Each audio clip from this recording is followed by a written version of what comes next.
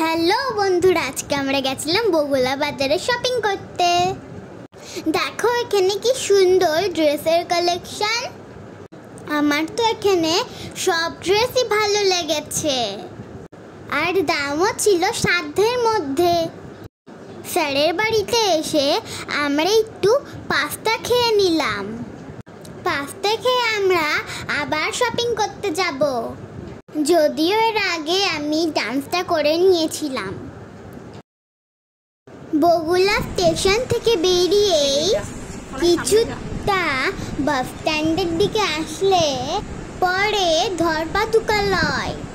সেখান থেকে আমি আমার জন্য একটা গোলাপি রঙের জুতো কিনে নিয়েছিলাম।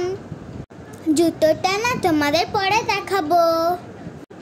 ক্লাসে আসার সময় দেখলাম খুব সুন্দর পেয়ারা আর কদবেল মাখা বিক্রি করছিল। সেখান থেকে মা সবার জন্য পেয়ারা কিনলো আর বাচ্চাদের জন্য কদবেল মাখা। কাকুটা এই টিফিন বক্স করে লঙ্কা বাটা, ধনে পাতা এনেছিল।